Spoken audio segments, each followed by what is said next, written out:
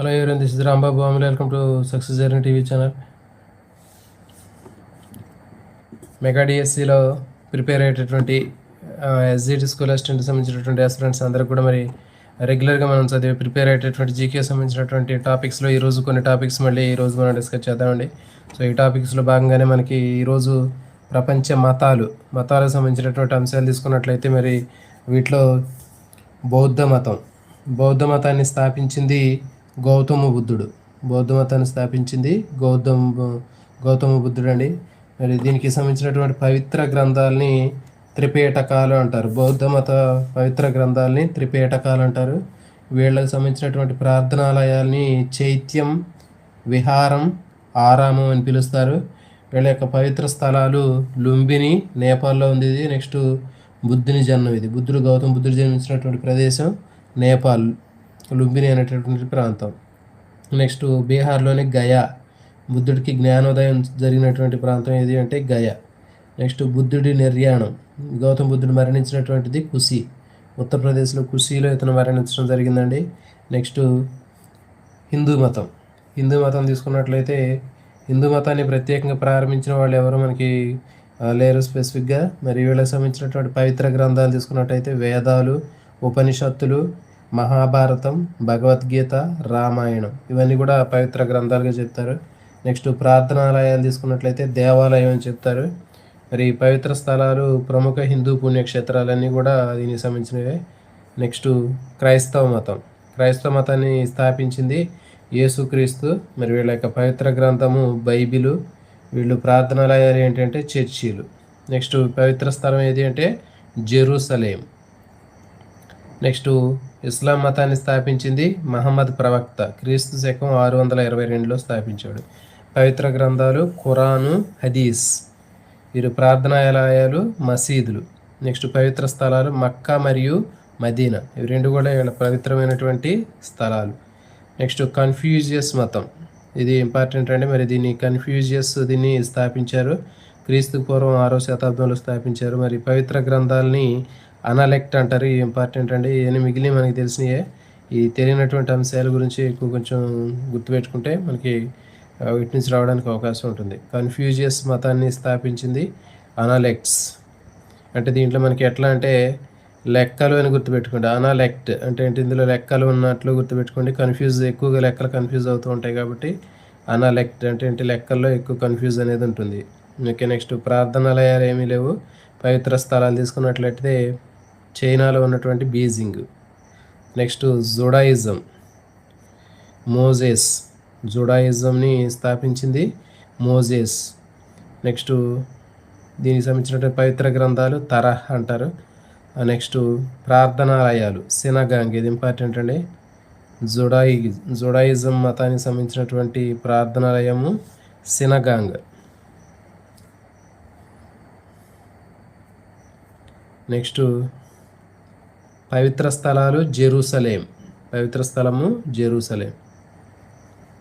Next Zoroastrian మతము జొరాస్ట్రర్ స్థాపించడం జరిగింది దీన్ని.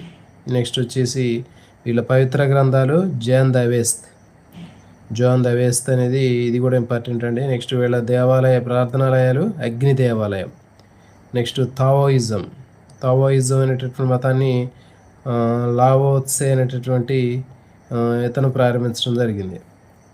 తావోత్సే, ఇక్కడ మనకి లావోత్సే లాని దీనికి కలిపితే తా అవుతుంది. సో కాబట్టి లావోయిజం అని దీన్ని కలుపుకోవచ్చు. దీన్ని తావోయిజంని లావోత్సే స్థాపించాడు. ఈ లాకి మనం ఇట్లా కలిపినట్లయితే తా అవుతుంది అది. మరి వీళ్ళ పవిత్ర గ్రంథాలు తావో టీ చింగ్, ఇది వీళ్ళ పవిత్ర గ్రంథం. నెక్స్ట్ షింటో మతం, ఇది కూడా ఇంపార్టెంట్ అండి. నెక్స్ట్ చూడండి పేరులోనే ఉంది మనకి, తావోయిజం అంటే తావో టీ చింగ్. నెక్స్ట్ షింటో మతం, దీన్ని ప్రారంభించినట్టు ప్రార్థనా మందిరాలు ఏంటి అంటే దీనికి సంబంధించింది సైన్. పవిత్ర స్థలము టోక్యో ఈషే. సో ఇది దీనికి సంబంధించినటువంటి ఇన్ఫర్మేషన్ అండి. నెక్స్ట్ ఇంకో టాపిక్,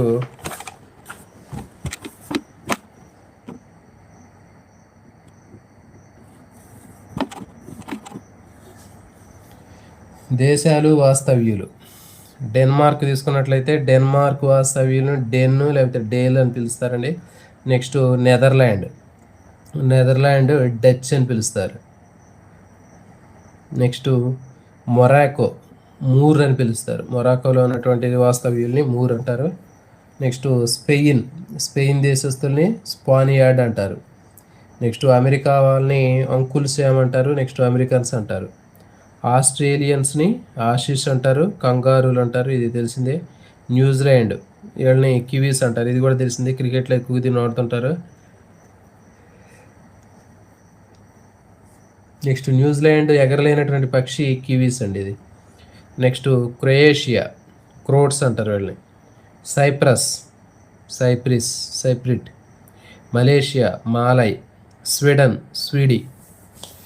సో దీంట్లో మనం గుర్తుపెట్టుకోవాల్సింది స్వీడీ, ఇది అవసరం లేదు. నెక్స్ట్ మలేషియా అంటే మాలై ఉంది, ఇది కూడా అవసరం లేదు. సైప్రిట్స్ ఇది కూడా అవసరం లేదు. నెక్స్ట్ వచ్చి న్యూజిలాండ్ క్రొయేషియా కోట్స్, ఇది కూడా దీన్ని గుర్తుపెట్టుకోవచ్చు. నెక్స్ట్ న్యూజిలాండ్ కివీస్, ఇది కూడా గుర్తుపెట్టుకోవచ్చు ఇది. నెక్స్ట్ ఆస్ట్రేలియా అంటే కంగారులు, ఇది కూడా తెలిసిందే. నెక్స్ట్ అమెరికా అంటే అమెరికన్స్, అంకుల్ శామ్స్ గుర్తుపెట్టుకోవాలి ఉంటుంది. అమెరికాకు సంబంధించింది అంకుల్ శామ్స్ గుర్తుపెట్టు. స్పానియార్డ్, ఇది కూడా అవసరం లేదు. మొరాకో మూర్, ఇది అవసరం లేదు. నెదర్లాండ్ అంటే డచ్, ఇది ఇంపార్టెంట్గా గుర్తుపెట్టుకోవాలి మనం. డెన్మార్క్ డేను, ఇది కూడా అవసరం లేదు. సో కాబట్టి నెక్స్ట్ కాంగో దేశస్తుల్ని కాంగోలియన్ అంటారు, ఇది కూడా మనకు అవసరం పేరు మీదే ఉంది. నెక్స్ట్ హంగేరీ అంటే మంగ్యార్స్, ఇది ఒకటి గుర్తుపెట్టుకోవాలి. నెక్స్ట్ గ్రీక్, ఇది కూడా అవసరం లేదు. ఫిన్లాండ్ ఇది కూడా అవసరం లేదు. ఐర్లాండ్ ఐరిస్, దీని మీద వచ్చింది కాబట్టి ఇది కూడా గుర్తుంచుకొని అవసరం లేదు. నెక్స్ట్ మెక్సికన్, ఇది కూడా అవసరం లేదు. స్విట్జర్లాండ్ స్విస్, ఇది కూడా అవసరం లేదు. ఆఫ్ఘనిస్తాన్ ఆఫ్ఘాన్, ఇది కూడా అవసరం లేదు. బెల్జియన్, ఇది కూడా అవసరం లేదు. మంగోలియా మంగోల్, ఇది అవసరం లేదు. పోర్చుగల్ అంటే పోర్చుగీస్, సో ఇది కూడా అవసరం లేదు. నెక్స్ట్ ఫిలిప్పైన్స్ ఫిలిపోనోస్, ఇది కూడా దాని మీదే ఉంది, ఇది కూడా అవసరం లేదు. భారతదేశం ఇండియన్స్ అవసరం లేదు. దక్షిణాఫ్రికా స్ప్రింగ్ బాక్స్, ఇది ఇంపార్టెంట్ అండి. సో ఇట్లాంటివి మనం ఎట్లా గుర్తుపెట్టుకోవాలి. మిగిలినవన్నీ కూడా మనకి ఆ పేర్ల మీదే వస్తున్నాయి కాబట్టి మనకి అవి చూసి ఆన్సర్ చేయొచ్చు. అవి ఎట్లాంటివి కూడా అడగడానికి కూడా అవకాశం ఉండదు. బ్రిటిషర్స్, ఇది కూడా అవసరం లేదు. కాబట్టి గుర్తుపెట్టుకునేది దక్షిణాఫ్రికా అంటే స్ప్రింగ్ బాక్స్ గుర్తుపెట్టుకోండి. నెక్స్ట్ దీంట్లో మనం గుర్తుపెట్టుకోవాల్సింది ఇంకొకసారి ఈ టాపిక్లలో అమెరికా అంటే అంకుల్ శాము. నెక్స్ట్ న్యూజిలాండ్ అంటే కివీస్. నెక్స్ట్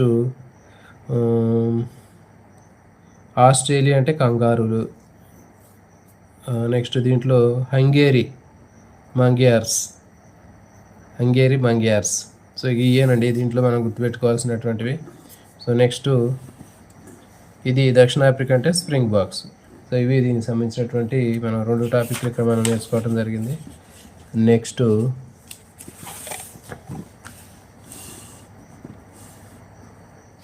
చూడండి వివిధ సమానతను తెలిపేటటువంటి రేఖలు. చూడండి ఇక్కడ మనకి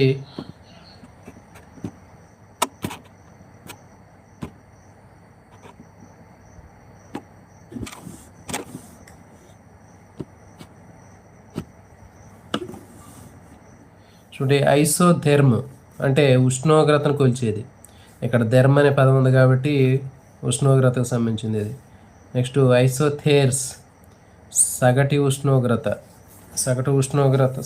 వేసవి ఉష్ణోగ్రత సంబంధించింది ఐసోథేర్స్.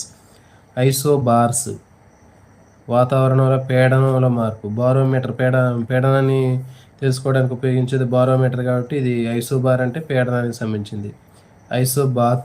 బాతు అంటే లోతు. ఇప్పుడు బాతు అంటే లోతు అని గుర్తుపెట్టుకోండి. నెక్స్ట్ ఐసోటాచ్ పవన వేగం. అనేది పవన వేగం, ఇది ఒకటి మనం గుర్తుపెట్టుకోవాలి. నెక్స్ట్ ఐసోచైమ్ సగటు శీతాకాల ఉష్ణోగ్రత. నెక్స్ట్ ఐసోహెల్స్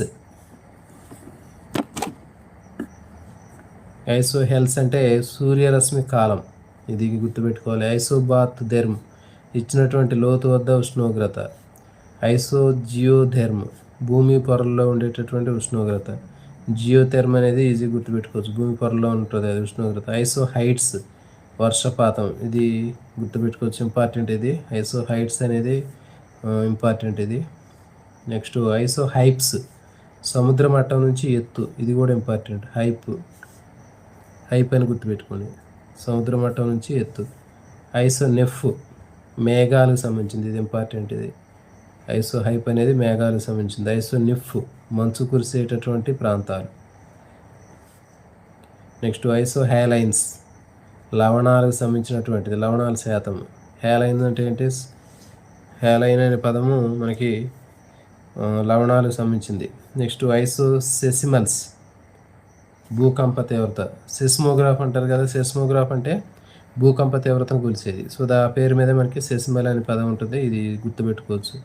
హోమోసెసిమల్స్ ఒకే సమయంలో భూకంపాలు. ఐసోసెసిమల్ అంటే భూకంప తీవ్రతకు సంబంధించింది. సెస్మోగ్రాఫ్ అనేది మనకి భూకంప లేఖనికి సంబంధించింది కాబట్టి దీన్ని గుర్తుపెట్టుకోవచ్చు. నెక్స్ట్ హోమోసెసిమల్స్ ఒకే సమయంలో భూకంపాలు సంభవించినటువంటి ప్రాంతాలు. హోమోసెసిమల్స్. ఇక ఐసో అంటే సెసిమల్ అంటే ఏంటి? సెస్మోగ్రాఫ్ అంటే భూకంపాలు. ఐసోసెసిమల్ అంటే భూకంప తీవ్రత. హోమోసెసిమల్స్ అంటే హోమో అంటే సమానం ఇక్కడ. సో కాబట్టి ఒకే సమయంలో సమానంగా ఉంటే ఒకే సమయంలో భూకంపాలు సంభవించినటువంటి ప్రాంతాలు. ఐసోబ్రాంట్ ఒకే సమయంలో పిడుగుపడినటువంటి ప్రాంతాలు. సో ఇది ఇంపార్టెంట్ అండి. ఐసోబ్రాంట్ అనేది ఒకే సమయంలో పిడుగుపడినటువంటి ప్రాంతాలు. హోమోసెసిమల్ అంటే ఒకే సమయంలో భూకంపాలు సంభవించిన ప్రాంతము. ఐసోసెసిమల్ అంటే భూకంపాల తీవ్రత. నెక్స్ట్ ఐసో నింఫ్ అంటే మంచు కురిసేటటువంటి ప్రాంతాలు. నెక్స్ట్ ఐసో నెఫ్ అంటే మేఘాలు. ఐసో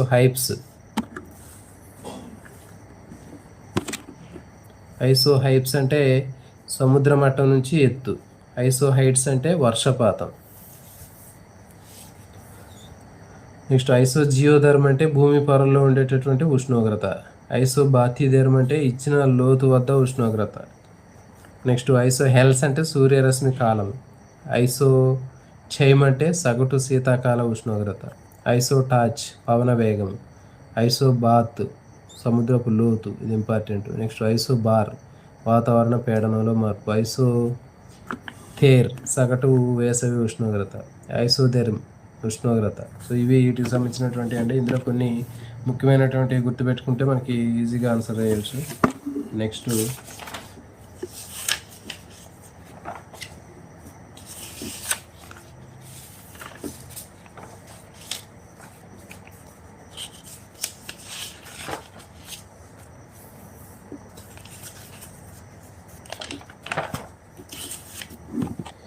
మనకి